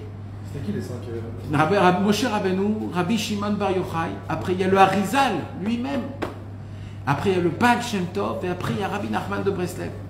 Et Rabbi Nachman de Breslev, il a dit, et de moi, mon feu brûlera jusqu'à la venue du Mashiach, c'est-à-dire mes enseignements, les conseils, la lumière et la réparation, et surtout, il dit Rabbi Nachman, il faut savoir une chose, parmi tout ce que je vous ai enseigné, parmi tout ce que je vous ai donné, parmi tous les conseils que je vous ai donnés, parmi tous les tikkunim, les réparations que je vous ai données, pourquoi on est attaché à Rabbeinu? Pourquoi on est attaché à Rabbeinu? Pourquoi on veut écouter les paroles de Rabbeinu? C'est plus que ça. Il y a quelque chose de très profond à connaître et à savoir. Pas parce qu'il donne des bons conseils, pas parce qu'il t'a promis des promesses. C'est pas parce que ça, c'est plus que tout ça. C'est pour une seule raison. C'est parce que Rabbi Nachman de Breslev, il a dit Vani Rofe Ota. Vous vous rappelez l'histoire dans les 7 mendiants, le dernier des mendiants, le 6e mendiant, où il y a une histoire où il y a un roi, il s'amusait avec sa fille. Et il était là, il s'amusait avec sa fille. Et un jour, il s'est énervé. Et il lui a dit que le mal te prend. Et là, elle est partie. Elle est partie. Et le roi a emmené ses khayalim, comment on dit, ses soldats, de aller la chercher. C'est pas par ses conseils. Alors, et il a dit, attrapez-la. Ils n'arrivaient pas à l'attraper. Alors le roi, il a dit, tirez des flèches. Des flèches empoisonnées. Et ils ont tiré des flèches empoisonnées. Et Rabbi Nachman, il raconte dans les histoires. Et toutes les flèches ont atteint sa fille. Sa fille s'est réfugiée dans un palais d'eau. Venafla halashut. Et elle était très faible et très malade. Et personne ne peut la guérir. Et Rabbi Nachman, il arrête l'histoire et il dit Ve'ani rofeota. C'est moi qui va guérir cette fille. C'est qui cette fille, mes amis? C'est qui cette princesse? C'est Am Israël. On a reçu des flèches par plein de sortes, par des tzadikim, par Dieu lui-même, par nos fautes, par le Yetzer Hara. Mais le problème, c'est que toutes les flèches ont un teint et chaque flèche a un poison. Donc moi, même si tu me dis c'est quoi ma réparation, ça ne m'aide pas. Même si tu me parles de Azamra, ça ne m'aide pas. Même si tu me parles de voyager à Ouman Rosh Hashanah, ça ne me parle pas. Je peux voyager, repartir à la maison, rester le même abruti. Alors, on doit chercher autre chose, mes amis. On doit chercher autre chose que ce qu'on croit. On parle des Torotes, tout ça c'est important, il faut. Mais on doit chercher plus profond que ça. On ne doit pas s'arrêter aux conseils, on ne doit pas s'arrêter aux enseignements, on ne doit pas s'arrêter au Likouté de Philote et au Teilim et à l'Itbo des doutes. On ne doit pas s'arrêter là-bas. Ça, c'est que pour commencer. Vous savez qu'est-ce qu'on doit chercher? On doit chercher cet être humain. Le docteur. J'ai besoin du docteur. J'ai les médicaments, j'ai les cachets, j'ai le remède pour mes maladies. Mais le docteur, j'ai besoin de lui pour qu'il me dise le minoun exact, c'est-à-dire la quantité exacte, combien je dois en prendre, le matin, le soir, l'après-midi, combien par jour, je dois arrêter. J'ai besoin de lui, j'ai besoin de lui-même. J'ai besoin de son rouard, de son raisonnement. J'ai besoin de sa vision. J'ai besoin qu'il s'occupe de moi. J'ai besoin qu'il me guérisse mes maladies. J'ai des maladies de gava, de kavod, de la chanara, de casse. J'ai des maladies. Je suis malade. Et nous, qu'est-ce qu'on nous dit tout le temps? On nous dit non, force-toi, tiens-toi, c'est dans tes mains, tu peux. Non, tu peux pas, t'es un malade, frérot, t'es malade. 3 fois par jour, tu dis Refaenu Adonai Venerafé. Oshienu Venivacher. Ou t'es un menteur, ou t'es pas un menteur. Si tu dis Refaenu, guéris-moi, c'est que t'es malade, frérot. On ne pense pas ça, nous, dans Refaenu. C'est pour cela qu'on a besoin du docteur. Rabbeinu, il a dit Vani, Rofeota. On voit comment Rabbi Israël, quand il raconte cette histoire, on peut le voir, c'est filmé. Rabbi Israël, il regarde la caméra. Il y a un moment où il raconte cette histoire. Et il y a un moment où Rabbi Israël regarde la caméra directement. Vous savez, Rabbi Israël ne savait pas ce que c'était la caméra. Un jour, on voit, quand il est filmé à Shmuel Hanavi, quand il fait Birkat Ha'ilanot, alors il est filmé et Rabbi Israël il dit Mazé, c'est quoi? Alors on lui dit Zemechonat Siloum, c'est une caméra. Il lui dit Mazé, c'est quoi? Et on lui explique c'est quoi. Il ne savait pas qu'il y avait une caméra, il ne savait pas ce que c'était une caméra. Eh bien, Rabbi Israël, il y a un moment dans une autre vidéo où là-bas il raconte l'histoire et là il regarde l'œil du caméra comme si qu'il parle à celui qui regarde le film. Et là, il regarde et il fait avec son doigt, parce que Rabbi Israël, il a reçu de son maître, Rabbi Israël Cordonneur, qui a reçu de son maître, Rabbi Moshe Breslever, qui a reçu de son maître, Rabbi Nathan, qui a reçu de Rabbi Nachman, il a reçu toute la Torah et le Likutei Halachot de la même façon de comment il a exprimé avec les mouvements. Donc il a reçu comment Rabbeinu, il avait dit, comment il a dit, Rabbeinu, il a pris son doigt, il a dit, Vani Rofeota. Et il regarde la caméra, et quand tu regardes, tu sens vraiment une crainte. Tu te dis, waouh, c'est ça qu'on cherche, mes amis. On a besoin que quelqu'un prenne en main notre neshama, notre corps, nos passions mauvaises, qu'on s'occupe de nous, qu'on nous donne de l'amour, qu'on nous donne de la foi, qu'on nous donne du renforcement, qu'on nous donne de la force à se remettre debout quand on tombe, qu'on nous donne de la force à ne pas avoir peur de ce monde, de ne pas avoir peur des ta'avot, de ne pas avoir peur du Yetzer Hara, de ne pas avoir peur de ce monde-ci. Rabbeinu, il a dit, tout ce monde est un pont très étroit. C'est obligé qu'on tombe. La règle du jeu, c'est que quand tu tombes, il ne faut pas que tu aies peur. Parce qu'il y a quelqu'un en bas qui te rattrape. Il te rattrape. Il est là pour toi. Il est là pour te dire, continue, avance, ne regarde pas ce qu'il y a derrière. Mais vous savez, mes amis, c'est quoi l'essentiel problème qu'on a? C'est que malheureusement, on faisait partie des personnes qui n'ont pas été avec Moshe Rabbeinu, parce que c'est eux qui sont revenus. Donc il dit Rabbi Nachman, l'essentielle réparation de tous les temps, de la fin de tous les temps, pour que le Mashiach y vienne, c'est qu'une fois pour toutes, on prend le Moshe Rabbeinu de la génération et on lui dit Moshe Emet Vetorato Emet. On doit se rapprocher du tzaddik authentique. Mes amis, Rabbi Nachman de Breslev, il ne s'est pas proclamé en tant que guérisseur parce qu'il voulait avoir du kavod ou de la ga'ava, chas v'shalom, que Dieu nous en préserve de dire des paroles comme ça. C'est Hachem qui a fait descendre cette neshama que pour nous. Il n'appartient à personne, Rabbi Nachman. Il y a des gens qui croient que Rabbi Nachman leur appartient dans leur poche et qui croient qu'ils peuvent expliquer Rabbi Nachman, qui croient qu'ils peuvent montrer, développer Rabbi Nachman, ou qui connaissent qu'est-ce que Rabbi Nachman pense. Mes amis, Rabbi Nachman n'appartient à personne et encore plus au Breslev, il n'appartient pas. Même au Breslev, Rabbeinu n'appartient pas, même au Nanar, même à personne au monde. Rabbeinu appartient à tous les Juifs. Rabbeinu, il est là pour chacun de nous tous. Il a des conseils à nous donner, il a des tipim, comme on dit. Comment on dit des tipim? Il a des bons conseils, mes amis, des conseils, des astuces. Maintenant, la question est, c'est quoi que je cherche? Je cherche le conseil, la sagesse, la philosophie, ou je cherche la personne? Tu sais c'est quoi la différence? Comment on se rapproche du tzaddik authentique? Comment? Même quand on voit que ça ne fonctionne pas, quand j'applique les conseils, toi tu t'en fous. Pourquoi? Parce que ce n'est pas le conseil que je vois. Moi je veux la personne. Comment Rabbi Nachman te reconnaît toi? Quand toi tu vas appliquer un conseil de Rabbi Nachman, dans le ciel, tout de suite ce conseil éclaircit. Rabbi Nachman le voit et dit, c'est qui le fait? Lui il le fait. Tout de suite il a un contact avec moi, je commence à m'occuper de lui. Ça s'appelle Areni Mekacher et Tatzmi Lechol Atzadikim. Qu'est-ce que vous croyez que quand vous dites Areni Mekacher et Tatzmi, c'est juste des paroles en vain? Il faut mettre le paquet dans le cœur, mes amis. Quand on dit Areni Mekacher Tatzmi, il faut se faire montrer dans la tête que Béhémet, je m'attache à Rabbi Nachman. Le peu que je peux, c'est que par ma pensée, par ma parole. Plus que ça, je ne peux pas. Alors je m'attache à Rabbi Nachman de Breslev.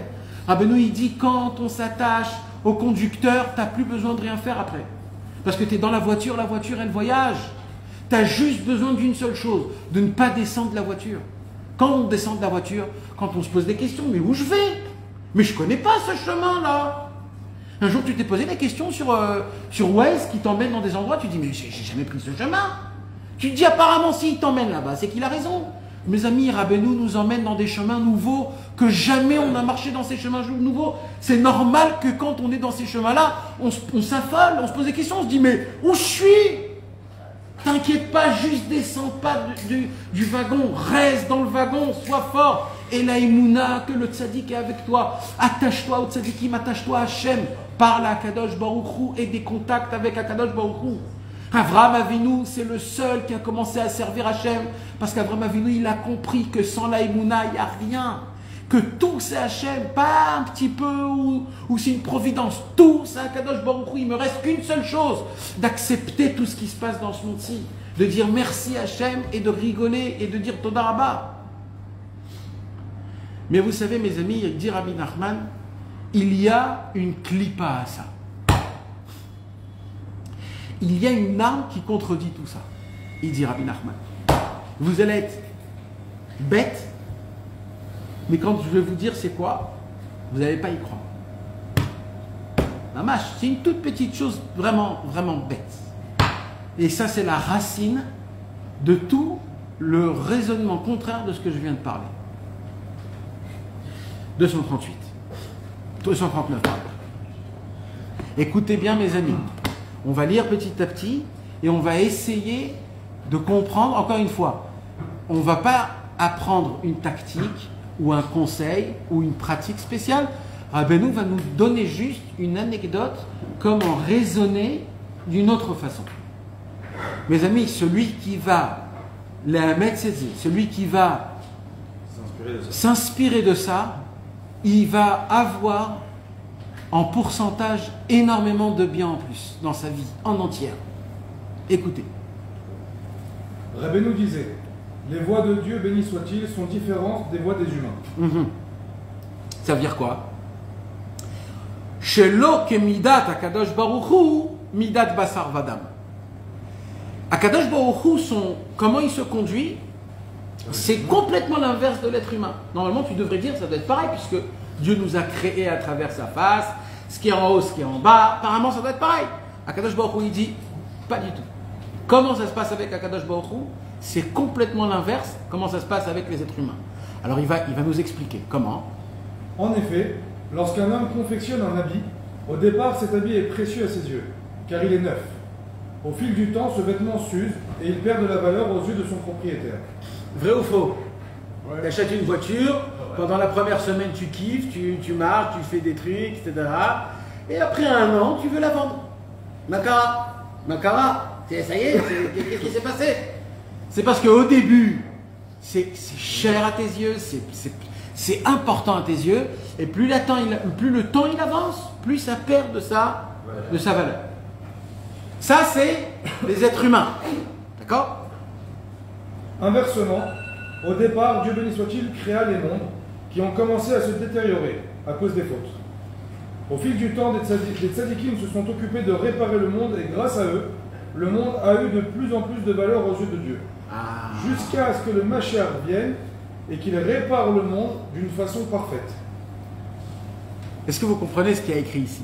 Par contre, il dit à Rabbi Nachman, Akadosh Baruch Hu, quand lui il a créé le monde, c'est pas comme moi quand je m'achète quelque chose de nouveau. Je le kiffe, c'est important à mes yeux. Quand Akadosh Baruch Hu a créé ce monde, au début, ce monde n'était pas important aux yeux d'Hachem. C'était pas important. Il était pourri.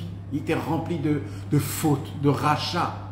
Il y avait la tour de Babel, il y a eu le déluge, il y a eu les mécréants avant au début, il y a eu les géants, les anges qui sont tombés. Que de la catastrophe, que des tueries, que des... Vraiment, vraiment rien. Mais qu'est-ce qui s'est passé? Des tzadikim sont venus et les tzadikim ont réparé le monde. Là, on apprend plusieurs choses. Premièrement, Akadosh Baruch Hu fait exprès de créer quelque chose imparfait, pas pour que l'être humain le complète, comme nous on croit, pour que le tzaddik le répare. C'est la base. La preuve, les êtres humains pendant 2000 ans n'ont rien fait au monde. C'est que Avraham Avinu, le tzaddik qui est venu et qui a rapporté dans le monde. Donc il faut savoir une chose. Il faut savoir déjà la première chose, c'est quoi? Le monde est pris en main par les tzaddikim. Voilà. Des fois, nous, on veut faire du bien. On croit qu'on fait du bien, on veut faire du bien, on croit mieux faire que les autres du bien. Rabbeinu Akadosh nous apprend, il faut savoir une chose. Nous, on est là pour aider les tzaddikim à complémentarité le monde, à réparer le monde. Nous, on ne peut pas réparer le monde. On ne peut pas réparer nos fautes. On ne peut pas réparer nous-mêmes. On ne peut rien faire. Même une seule qualité ou un défaut qu'on a, on ne peut pas la réparer. On ne peut pas. Rabbi Nathan, il dit dans l'écouté de Philote, il faudrait que je te demande pardon et que je crie et je pleure pendant toute une vie sur une seule mauvaise pensée que j'ai pensée dans le monde, dans ce monde-ci. Vous imaginez une pensée? Imaginez-vous les fautes qu'on a fait, combien il faut réparer? On ne peut pas réparer. C'est qui répare? C'est les tzadikim, c'est leur travail. D'ailleurs, c'est ce qu'il vient de nous dire Rabbi Nachman, le monde était créé manquant. Il était manquant. Ça veut dire qu'Akadosh Baruch Hu a fait exprès que le monde est manquant. Akadosh Baruch Hu, il a fait de manière que quand les tzadikim ils vont venir, ils vont réparer le monde. Maintenant, écoutez, je reviens à ce que j'ai dit au tout début. Et là, on va voir la beauté de Rabbi Nachman de Breslev. Rabbi Nachman, on se regarde que nous, on est des redoublés de classe, ça fait déjà des générations et des générations. Quand tu vois un redoublé de classe, en fait, tu te dis, celui-là, il est complètement imbécile, comme il n'y a jamais eu au monde, d'accord? Nous, on se dit, si on a redoublé encore et qu'on est revenu en Gilgoul, c'est qu'on est des Réchaïm, mais non, mais qu'on est vraiment... Il dit, Rabbi Nachman de Breslev, non. Il dit, moi, je connais le Tavlin, je connais l'épice de la création du monde, il dit Rabbi Nachman. Vous savez, c'est quoi l'épice de la création du monde, mes amis? C'est quoi l'épice de la création du monde? C'est quoi une épice d'abord? Shmuel, écoute bien ça. Le monde, c'est comme un beefsteak. Quand tu manges un beefsteak, mais qu'il n'y a pas de sel, ou qu'il n'y a pas de poivre, ou alors qu'il n'est pas chaud, ça peut être le beefsteak le meilleur au monde. Comment il s'appelle le beefsteak des Chinois, là, le kouchou, je sais pas quoi. Tu peux le bouffer et il aura aucun goût. Je sais pas, on s'en fout. Il aura aucun goût. Pourquoi? Parce qu'il manque les graines. Il dit Rabbeinu Akadosh, moi, la création du monde, elle appartient à Hachem.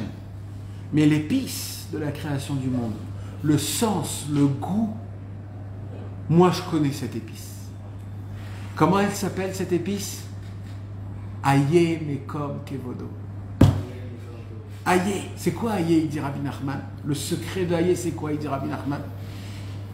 Il dit Rabbi Nachman comme ça: Hachem a caché les plus grandes lumières dans les endroits les plus salis et les plus puants existables au monde. Pour quelle raison? Pour que les forces du mal n'aillent pas chercher là-bas et volent cette lumière. Il dit Rabbi Nachman, donc, en premier le Tanakh, l'histoire de la Bible, tous ceux qui sont écrits dans la Bible, Avraham, Yitzhak, Jacob, Moshe, Aaron, Yosef, David, Shlomo, etc., c'était la matière première des Neshamot. Mais quand ils sont revenus en Gilgoul, ceux qui n'étaient pas comme il faut, en fait, c'est eux les Neshamot qui ont en eux la plus grande lumière, parce qu'ils sont les plus réchaïm. Mais il y a eu un tri, parce qu'il y a eu 2 fois, 3 fois, 4 fois, et là, il dit Rabbi Nachman, on est dans la 5e génération, on est dans le 5e niveau de Gilgoul, et ce qui reste aujourd'hui, d'un côté, c'est les plus puants, les plus horribles, mais d'un autre côté, chez eux se cache la plus grande lumière qui n'a jamais existé. C'est pour cela que moi, il dit Rabbi Nachman, je vais tout faire pour faire sortir de eux leur lumière et leur faire apprendre que eux, ils se voient extérieurement mauvais, pas beaux, mais intérieurement, ils ont une quantité de lumière qui n'existe pas, même à l'époque d'Avraham, Yitzhak et Yaakov. Mes amis, c'est émettre ce que je vous dis. Je vais vous raconter une histoire. Le Harizal, un jour, il appelle son élève Rabbi Chaim Vital. Et lui dit, Rabbi Chaim Vital, je vais te dévoiler qui est ton Gilgoul. Wow. Imagine-toi, un tzaddik qui vient, il te dévoile le Gilgoul. D'ailleurs, il y a une vidéo qui est sortie hier d'un nanar, un nanar très ancien, qui s'appelle Meir Maimoni. Entre parenthèses, excusez-moi, je suis obligé de vous le raconter. Il s'appelle Meir Maimoni, c'est un rave de communauté, c'est pas un Baal Tshuva, c'est un rave.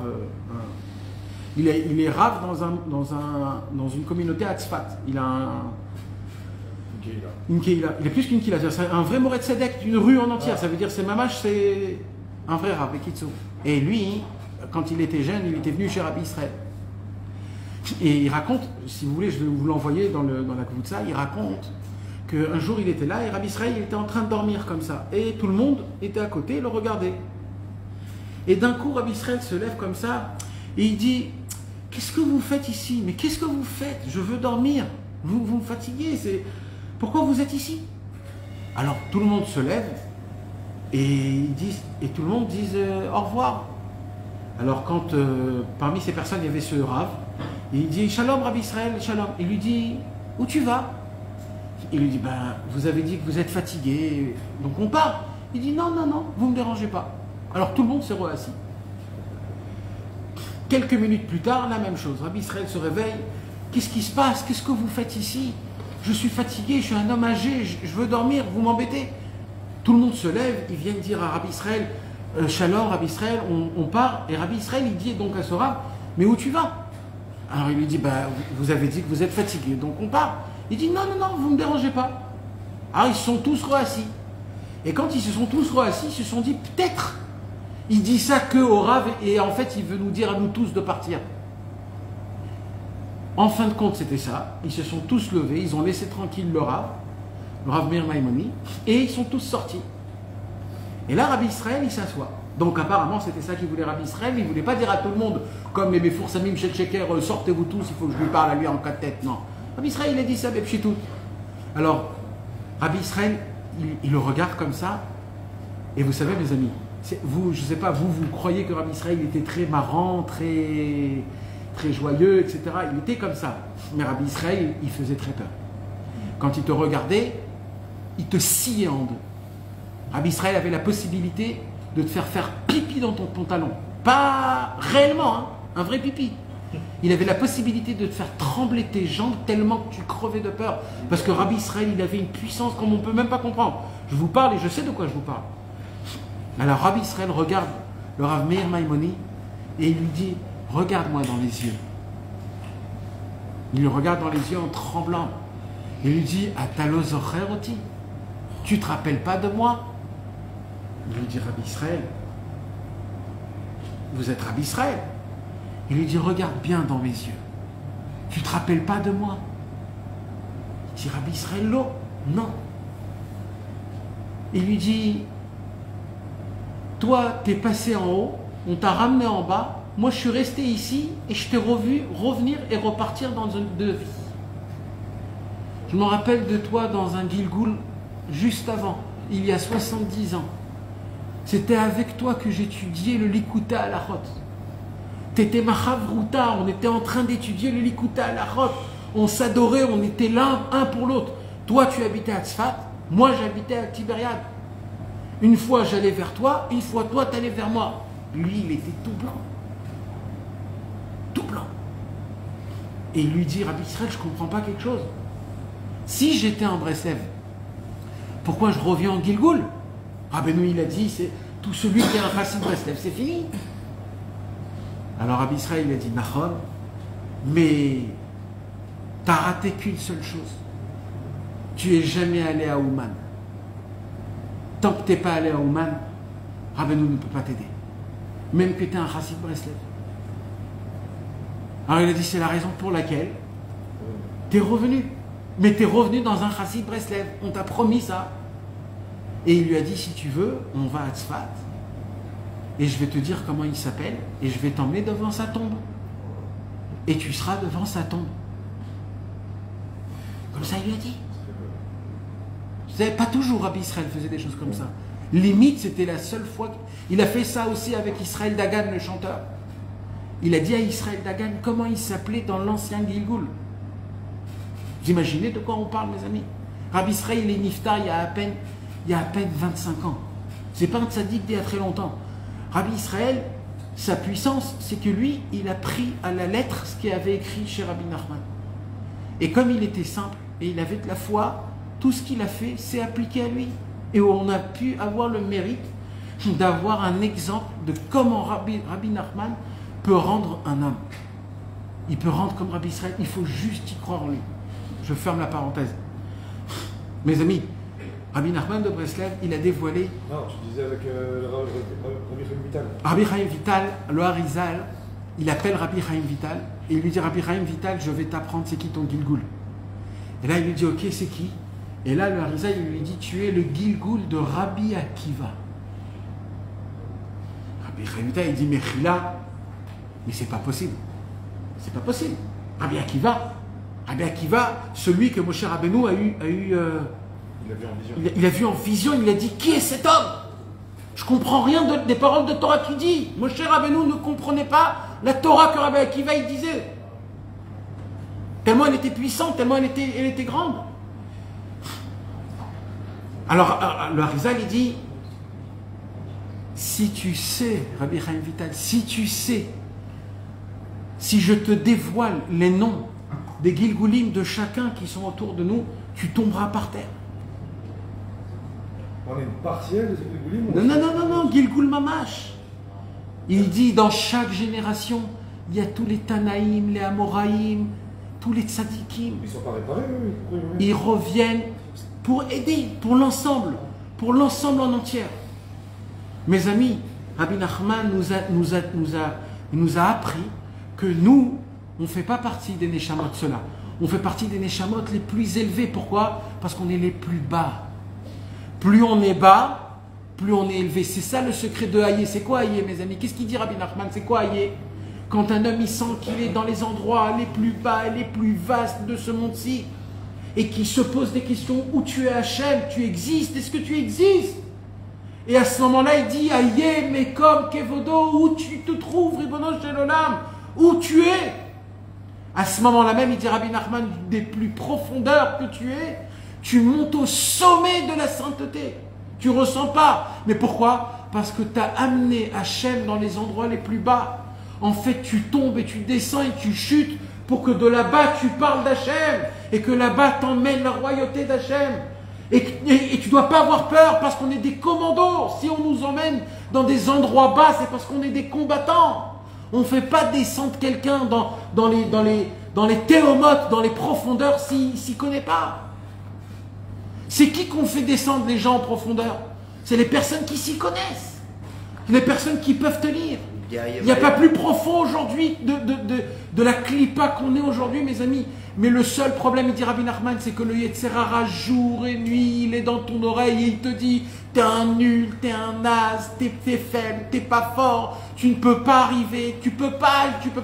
Il dit Rabbi Nachman, écoutez ma voix. Il y a en vous que du bien, que du positif, que de la divinité, que de l'éloquoute, que Hachem Yitbarach. Vous êtes que de la lumière, il n'y a que du bien envers vous. Il dit Rabbi Nachman, vous ne pouvez pas croire en Hachem si vous ne croyez pas en vous-même d'abord. Il faut que vous vous considérez. C'est pour ça qu'on dit Elohé Avraham, Elohé Yitzhak, Elohé Yaakov, Elohé Avotenu, Veloé Avotenu. Le Dieu de nos parents, on est attaché à nos parents. Avraham Avinu, il a cru en Hachem, il a sacrifié Yitzhak. Yitzhak, il s'est sacrifié en disant à son père Avraham, attache-moi mes mains pour que je ne m'affole pas. Et Yaakov Avinu a combattu l'ange de Esav, il a battu. Yosef Hatzadik, il a combattu contre tout l'Égypte, il a gagné tous les nisyonotes possibles. Shimon et Lévi ont combattu contre Shrem. Moshe Rabbeinu a combattu contre tous les pays, les 7 nations qu'il y avait en Israël. Il a combattu les guerres spirituelles, les guerres matérielles. Mais, mes amis, ce ne sont pas des histoires, c'est notre histoire. C'est notre histoire. C'est notre histoire, c'est écrit, pas dans la Torah, c'est écrit dans nos veines, dans notre ADN, dans notre sang.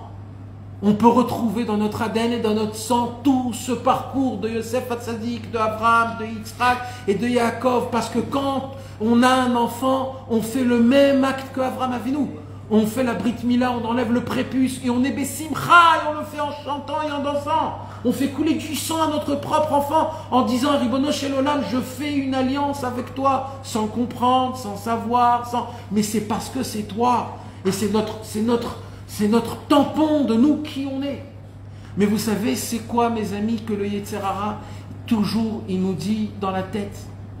Je vais vous dire la phrase et il faudrait que plus jamais on la répète. Plus jamais. Il y a une phrase qu'on se dit souvent. Ah, à l'époque c'était meilleur. À l'époque c'était mieux. Allez, c'était bien, j'étais jeune, j'étais beau, bronzé. C'était plus facile à l'époque. Les gens d'avant, c'était facile pour eux, les gens d'avant. Vous voyez cette phrase, mes amis? Il faut complètement l'oublier et ne plus jamais la répéter. Vous savez pourquoi il dit Rabbi Nachman? C'est notre Sira 239. Il dit Rabbi Nachman parce que celui qui croit qu'à l'époque était meilleur, il s'est complètement trompé. Parce qu'Akadosh Baruch Hu, d'abord chez lui, c'est comment? C'est pourri. Et de jour en jour, ça se modifie et ça évolue et ça devient meilleur. Il dit Rabbi Nachman, levez-vous tous les matins et remerciez Hachem que ce monde est meilleur qu'hier. Ce monde est meilleur qu'hier, il dit Rabbeinu. C'est ça le modéani. Le modéani, c'est de comprendre qu'aujourd'hui, quand je vais me lever ce matin, ce jour est meilleur qu'hier et encore mieux qu'avant-hier et encore mieux qu'il y a 3 jours et 4 jours. Quand un homme, chaque matin, il se lève et il se dit, c'est pas que le monde, parce que Hachem, il a créé aussi nous. Il dit Rabbeinu, c'est plus que le monde. C'est nous-mêmes que chaque matin, quand on se réveille, on est réparé plus qu'hier. Même si tu as fait la fiesta toute la journée d'hier. Même si tu as fait des fautes. Et même si... Il dit Rabbeinu, il y a une règle. C'est quoi la règle? C'est que de jour en jour, le monde devient meilleur. Il dit Rabbi Nachman, je peux le prouver matériellement et spirituellement. Regardez au début du monde. Pendant 2000 ans, on était des êtres humains qui, avec des os... perchés dans des préhistoriques, on était des malades, des préhistoriques.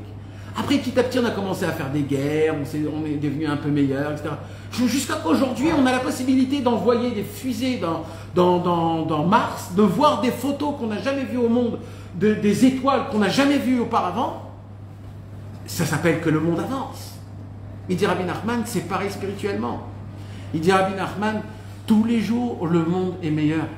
Tous les jours, tu es meilleur. Le monde est meilleur ou c'est juste parce que là, il il dit comme quoi, aux yeux de Dieu, il est mieux. Oui, ça veut dire qu'il est meilleur. Ça veut dire que les tzadikim, regarde à la fin, les tzadikim, ils réparent le monde. C'est puisque... Est-ce que nous, on est censé le voir meilleur? Parce que nous, malheureusement, on voit l'inverse. Tu dois le croire. Tu dois le croire. Alors, pourquoi on ne le voit pas? C'est comme ce qu'il a commencé au début. Qu'est-ce qu'il a commencé au début? Chez Lo, qui midat, akadosh baruchu, midat bazar. Comme l'être humain, lui, toujours le meilleur, c'est le début, et plus ça avance, plus c'est mauvais. Donc, automatiquement, dans ce monde-ci, tu vas toujours dire, au début, c'était meilleur. Il dit, mais midat abasar, mais midat akadosh baruchu, Hachem, le Emet, c'est quoi? Akadosh baruchu. C'est que plus ça avance, plus il se perfectionne. Mes amis, vous imaginez qu'est-ce que ça veut dire cette parole? Ça veut dire que quoi qu'il se passe, j'évolue, je deviens meilleur. Et plus on va venir dans un monde lointain, plus on sera meilleur. Si aujourd'hui on est venu en l'an 2022 et pas il y a 100 ans ou 200 ans ou 300 ans, c'est que dans notre Neshama, on appartient à une évolution qui ne dépend pas de tous ces 5000 ans que maintenant. On fait partie de l'armée royale secrète d'Hachem Yitbarach, de mener la foi dans le monde, malgré qu'on est rempli de questions, malgré qu'on est rempli de paradoxes, malgré qu'on a plein de colère contre Hachem. Mais on préfère, avec tout cela, de y aller avec Hachem et de tenir jusqu'à la fin de tous les temps. Pourquoi? Parce qu'on a en nous une quantité de lumière, que les tzadikim, leur travail, c'est de nous faire montrer cette lumière. Regardez-nous. On était tous perdus à Paris. On était dans des délires d'argent, des délires de femmes, des délires d'honneur. On était loin de la vérité. On parlait avec des gros mots.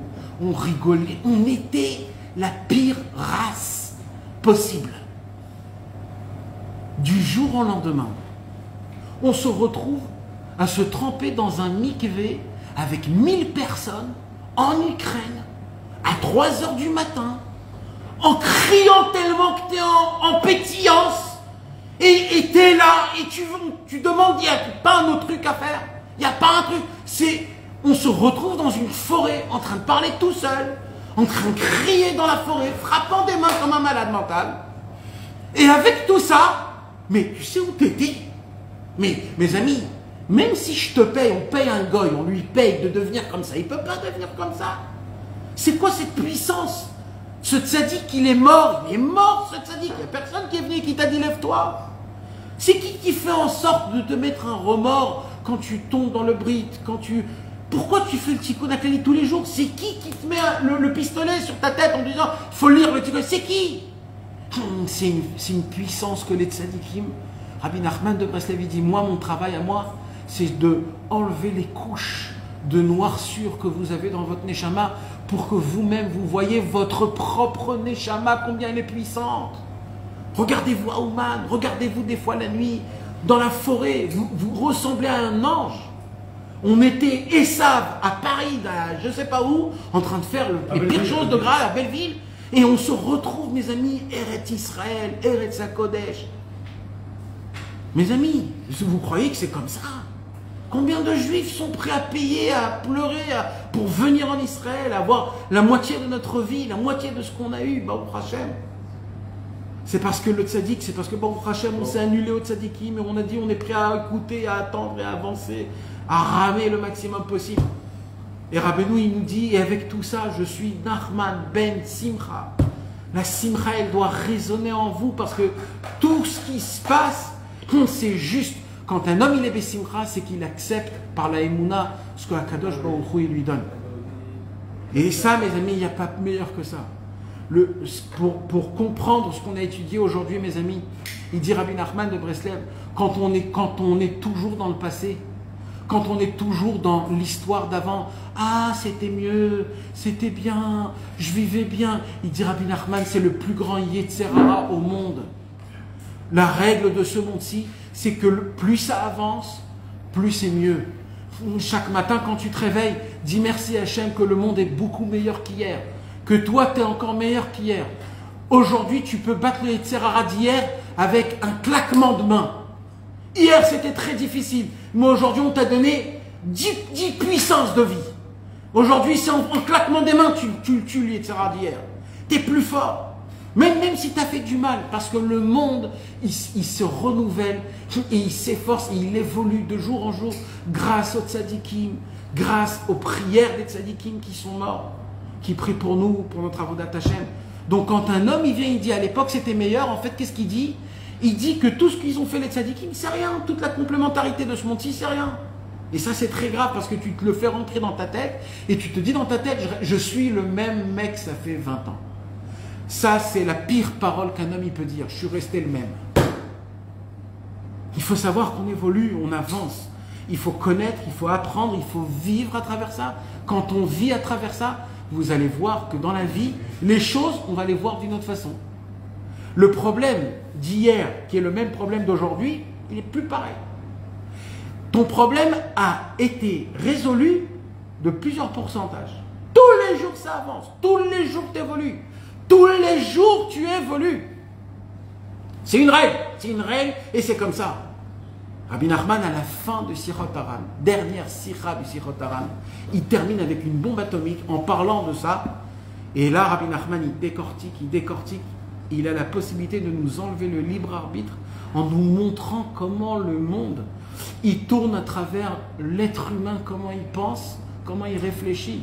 Aujourd'hui, techniquement, des coachs expliquent ça sur des chaînes YouTube, comment changer. Rabbi Nachman en parlait il y a 200 ans en nous expliquant que tout évolue à travers cette pensée. Si tu penses qu'à l'époque c'était meilleur, ou si tu crois que tous les jours il est meilleur et meilleur. Je vous souhaite à tous, mes amis, mes frères, qu'on puisse vraiment se renforcer dans cette foi, dans la vision, dans la connaissance, dans la sensation, qu'on puisse tous les jours voir que le monde est meilleur et meilleur. Amen. Quelle heure il est? Il est très tôt. Très tôt? Quelle heure il est? 10h20. 10h20. Alors, jamais déterminé aussitôt. Alors, on va raconter, mes amis, je voulais vous raconter une histoire. Une très très belle histoire. Non, parce que je ne savais pas s'il est tard ou pas tard, si je peux raconter... Une petite question. Qu'est-ce que vous faites de la colère humaine? On l'a mis de côté. Elle est à toutes les rues. Attends, Elle est là, à je vais toutes passer les là. portes. C'est bon d'être meilleur. C'est bon d'être meilleur. Ça veut dire, je me mets au-dessus de tout ça. Mais la colère, elle est là. La colère, elle est là. Il y a des morts tous les jours. Il y a des morts tous les jours. Comment expliquer ça? On ne comprend pas. On n'a pas la possibilité de comprendre comment Comme il a dit Dieu au début de la sira. il explique les choses. Parce que Dieu, il est spirituellement mais matériel. Donc, Akadosh Baruch Hu, il fait les choses, nous on ne voit pas comment ça fonctionne, mais c'est certain que c'est pas une colère, c'est certain que c'est C'est ce qu'on ressent. oui, on ressent une colère, mais c'est pas une colère. C'est certain que c'est une bonté. On ne la comprend pas, mais c'est une bonté. En fait, c'est une purification. C'est une purification entre le bien et le mal. C'est tout. Nous, on le voit d'une autre façon, mais c'est ça la vérité. Mes amis, permettez-moi de vous raconter une très belle histoire. Une histoire que Rabbi Nachman de Breslev a racontée. Mais cette histoire-là, mes amis, pas beaucoup de gens l'ont expliqué, l'ont donné un sens à cette histoire-là. Cette histoire commence par un jour, tous les grands tailleurs du monde, les plus grands tailleurs, les tailleurs royaux, les tailleurs mondiaux, tous les plus grands tailleurs se sont réunis et ils ont proposé à créer un habit pour la lune. La lune nous fait tellement de bien. Elle nous éclaircit la nuit. Elle fait en sorte que l'eau reste sur Terre, qu'on ne s'évapore pas dans le cosmos. Alors on voudrait lui faire un habit. Alors ils se sont tous réunis. Et ils ont pris les midotes, comme on dit, les mesures de la lune. Et ils ont commencé à faire un habit. Tous les plus grands tailleurs du monde, pendant des jours et des mois et des semaines, ont travaillé et réfléchi comment créer l'habit pour la lune, un habit qui lui fera respect, qui lui fera kavod. Et là, ils ont eu un problème. C'est quoi le problème? C'est qu'ils ont vu que des fois la lune elle est grande, des fois elle est petite. Alors ils ont dit, nous on est des tailleurs. Nous on est obligé de connaître exactement. Si ça bouge tous les jours, je ne sais pas tailler moi. Et là, tous les tailleurs se retrouvent dans un pétrin. Qu'est-ce qui s'est passé? Les tailleurs, ils ont dit, on ne peut pas faire un habit. Alors c'était une bonne idée, salut. Mais cette idée, elle est restée dans le monde.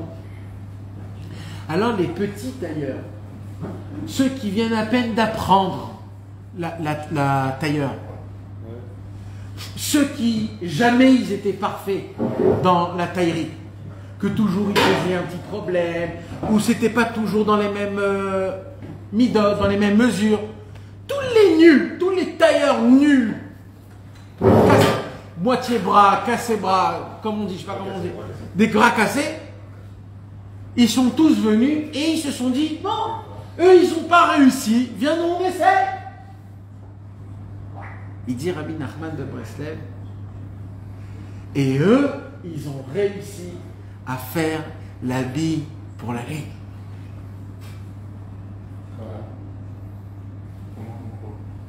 Voilà.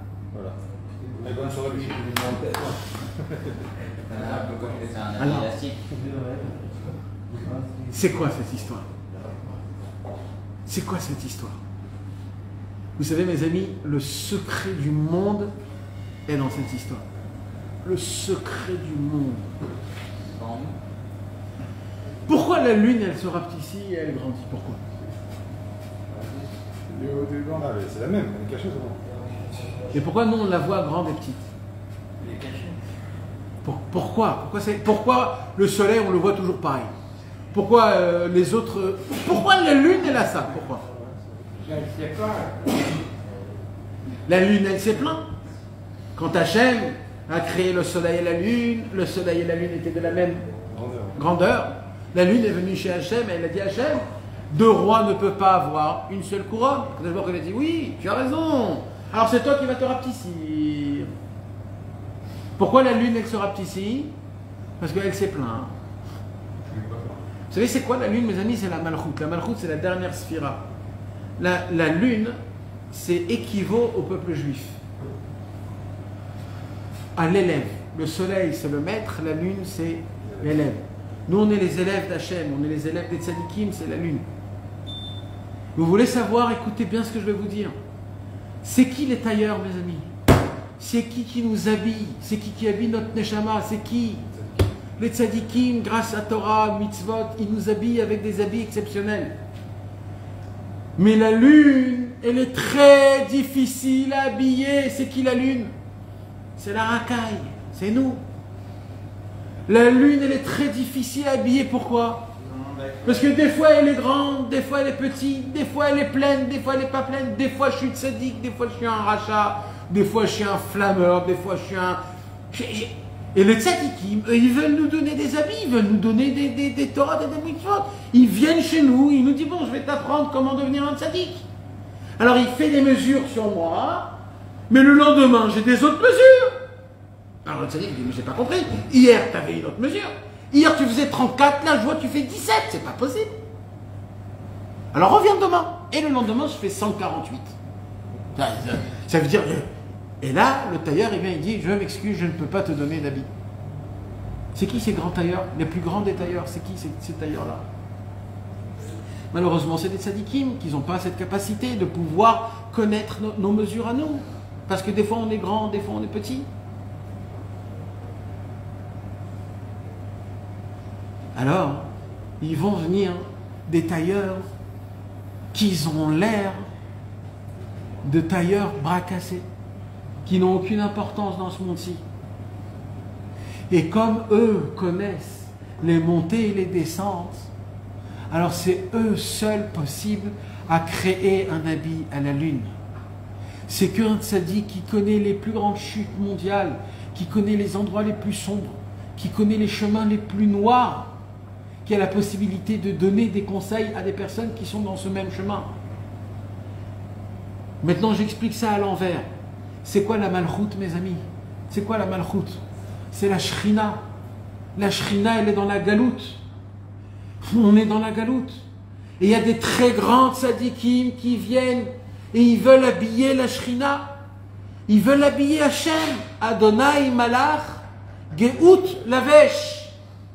Ils veulent donner un habit assez, avec beaucoup de Geout, avec d'importance. Mais les grands tzadikim n'arrivent pas à habiller la Shrina. Parce que la Shrina, elle est dans la galoute, elle est très basse.